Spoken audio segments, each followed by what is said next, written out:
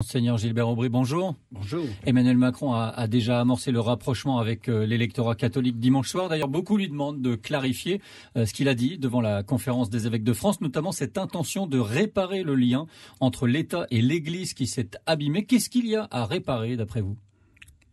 Ce qu'il y a à réparer, à mon avis, c'est la conception même de la place du religieux dans la société. Et qu'est-ce que la société et le monde politique peut attendre d'une communauté d'églises ? Qu'est-ce qui aurait dégradé les rapports entre l'Église et l'État, pour être clair ? C'est le mariage pour tous ? Je pense que c'est un élément, mais c'est pas ça, c'est l'ambiance générale où les catholiques ne sont pas seuls non plus. Il y a eu toute la question de l'antisémisme qui est là, et puis la question aussi de la stigmatisation des musulmans, de pas mal de musulmans en métropole. Toutes ces questions-là sont liées. Monseigneur Gilbert Aubry, invité de la première ce matin. On vous retrouve juste après le journal qui se poursuit avec vous, Bruce Régent. La suite, c'est l'actualité internationale. La Syrie, escalade verbale hier. Donald Trump a prévenu la Russie de l'arrivée de missiles. Réponse de Moscou, ils seront détruits, de même que les engins qui les auront lancés. La Russie continue de défendre le régime syrien. Apaisement en soirée. Vladimir Poutine espère, lui, que la raison l'emportera. Et pour la Maison-Blanche, aucune décision définitive de frappe n'est encore prise. À Washington, Grégory Phillips. Étrange diplomatie américaine où le patron du Pentagone, le secrétaire à la Défense, Jim Mattis, temporise et affirme que les États-Unis sont encore en train d'évaluer les renseignements en provenance de Douma afin de déterminer qui est à l'origine du massacre. Mattis ajoute néanmoins, nous avons sur la table plusieurs options militaires. Et puis d'un autre côté, il y a les tweets matinaux du président Donald Trump qui au réveil est beaucoup plus affirmatif et menaçant, que la Russie se tienne prête car nos missiles arrivent, ils sont beaux, nouveaux et intelligents, et le président américain s'adresse directement aux Russes. Vous ne devriez pas vous associer à, je cite, un animal qui tue avec du gaz, qui tue son peuple et qui aime ça. Là, Donald Trump parle évidemment de Bachar al-Assad. Quoi qu'il en soit, les messages matinaux de Trump laissent penser que des frappes américaines sur la Syrie sont imminentes, mais pour l'instant, hormis ces tweets, il n'y a pas de déclaration officielle du président, pas de prise de parole prévue, pas d'allocution. Mais tout ceci est évidemment extrêmement mouvant et la crise peut gagner ou perdre en intensité dans les prochaines minutes ou prochaines heures. Et selon si Donald Trump se réveille ou non de bonne humeur, c'est l'un des 4 plus graves accidents aériens des 20 dernières années. L'avion de transport de l'armée algérienne qui s'est écrasé hier matin à une trentaine de kilomètres au sud d'Alger a fait 257 victimes, des militaires et leurs familles. Il est 7h07 sur la première. Le Python de la Fournaise nous a laissé un peu sur notre faim le 3 avril dernier. Mais l'année volcanique 2018 n'est pas forcément terminée. 17h20 d'éruption seulement. C'était peu pour une éruption que les scientifiques voyaient se préparer depuis 7 mois. Pas fâché que celle-ci ne se soit pas déclenchée hors enclos, avec cette fissure qui s'est étendue au bord du rempart du nez coupé de Sainte-Rose. À l'observatoire, on ne peut pas prédire exactement les éruptions, mais on s'attend malgré tout à un nouvel épisode dans l'année, Sophie Persson.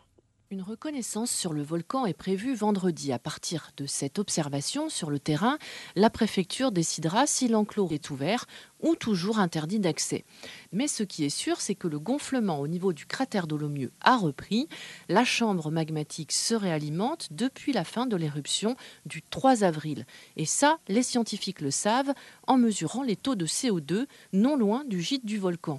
Lorsque le taux augmente, c'est que du magma remonte vers le réservoir situé sous le Dolomieu. Ce qui est observé ensuite, ce sont les séismes, ce qui veut dire alors que le magma est prêt à sortir.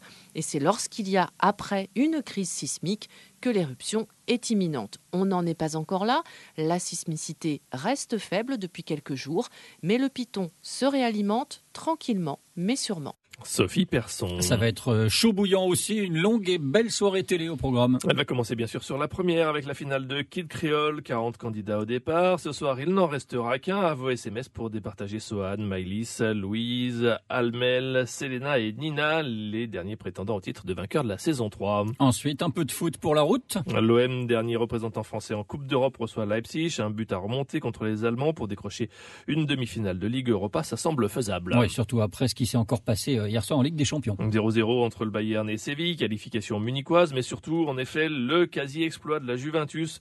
Les Turinois ont mené 3-0 sur le terrain du Real, à qui ça n'était pas arrivé depuis des lustres. La Juve a failli décrocher des prolongations jusqu'à un penalty accordé à Madrid et à Ronaldo à la 97e minute. Les Italiens qui se voyaient presque consolés de leur absence à la Coupe du Monde, ils n'ont pas fini d'en parler. Surtout le pauvre Gianluigi Buffon, expulsé pour la première fois en 117 matchs en Ligue des Champions. Sacrée fin de carrière pour lui, ça se finit en eau de boudin, comme on dit. Merci Bruce Régent, vous revenez à 7h30 pour l'essentiel.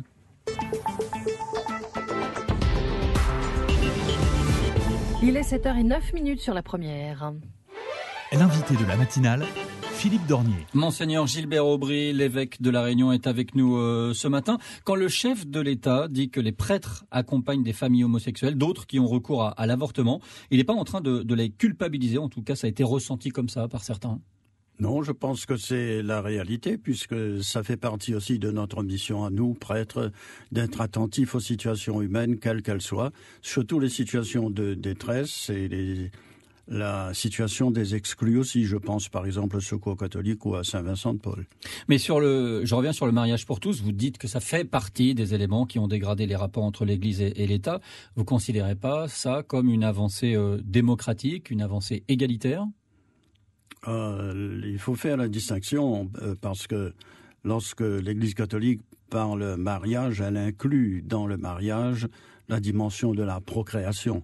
Donc là, on ne peut pas mettre sur le même plan une union, je dirais, non procréative et une union qui va engendrer la vie. Toutes les familles catholiques ne donnent pas d'enfants plus tard. Mais si elles ne donnent pas d'enfants, ça veut dire qu'il y a un problème, il y a une difficulté. Il faut prendre en considération ces difficultés. Mais dans les entretiens pour le mariage, en fonction du mariage, il y a cette dimension-là.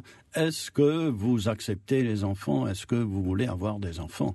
Parce que le mariage, c'est pour l'amour et c'est aussi pour la procréation, pour continuer l'espèce humaine. On est en plein débat justement sur la bioéthique avec des états généraux pour préparer la prochaine loi sur ce sujet délicat. Je dirais plutôt ces sujets, fécondation in vitro, PMA, fin de vie et soins palliatifs. Qu'est-ce que vous attendez de ce grand débat?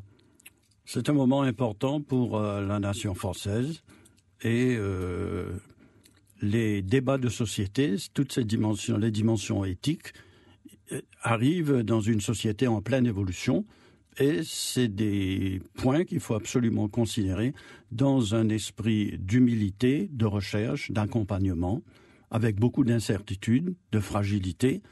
Par conséquent, il n'y a pas les uns contre les autres, il y a une recherche ensemble. Vous tracez des lignes rouges sur certains sujets ?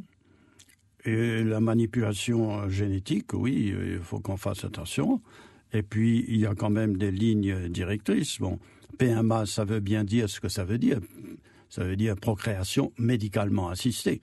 Normalement, bon, c'est à l'intérieur d'un couple. Comment aider un couple à concevoir? Voilà. Et puis, un couple, c'est un homme et une femme. On peut avoir aussi des personnes, des lesbiennes qui sont ensemble. À ce moment-là, se pose la question, oui, mais... Vous considérez que ces couples ne doivent pas avoir d'enfants? Je ne dis pas que ce couple ne doit pas avoir d'enfants. Le couple peut aussi adopter, et l'adoption est possible. Bon, mais la question qui va se poser pour l'enfant, je dirais, de lesbiennes, avec des gamètes qui viennent de l'extérieur, c'est la question du petit même, d'abord. C'est de l'enfant. Il sera dans la cour de l'école, il va poser des questions à ses camarades. C'est quoi un papa? Et à partir de là, il y a toute la chaîne qui va se mettre en route, tout son questionnement. C'est qui mon père? Où est-ce qu'il se trouve? Voilà. Évidemment, chaque être humain a un père, un géniteur ou un père psychologique, ça c'est sûr. Mais ça inclut aussi toute la question de la filiation. De qui je suis père? Et puis il y a la question, ensuite, lorsque l'enfant va grandir, la question de l'héritage, la question de son positionnement dans la société, et ça peut entraîner, et ça entraîne souvent des problèmes dans la famille. Alors, lorsque le gamin est petit, l'enfant est petit, ça peut passer, mais lorsqu'il grandit, il se pose inévitablement des questions. Et on voit très bien, nous, à l'évêché, à La Réunion, combien de jeunes qui arrivent et qui sont en recherche de paternité à travers nos registres. Je reviens sur le discours fleuve d'Emmanuel Macron aux catholiques. Il y a eu beaucoup de réactions. Benoît Hamon parle d'une atteinte sans précédent à la laïcité. Olivier Faure, le nouveau patron du PS, lui, il dit qu'aucune foi ne saurait s'imposer à la loi. Qu'est-ce que vous leur répondez? Oui, aucune foi s'impose à la loi, ça c'est évident. Et Macron n'a pas dit le contraire. Bon. Mais ce qui est nouveau dans le discours de Macron, c'est qu'il fait sortir... il fait évoluer la pensée qui ramenait habituellement la dimension religieuse à un acte privé. Alors il faut distinguer. Le choix d'une foi est un acte privé. Le choix de croire est privé. Croire, ne pas croire, bon, voilà, ça c'est privé.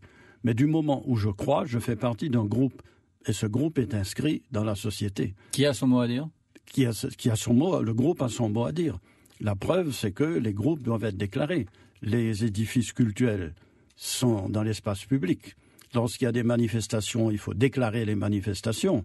Si nous prenons simplement la question des bâtiments, à La Réunion, la cathédrale appartient à l'État. Les églises construites avant 1912 appartiennent aux municipalités.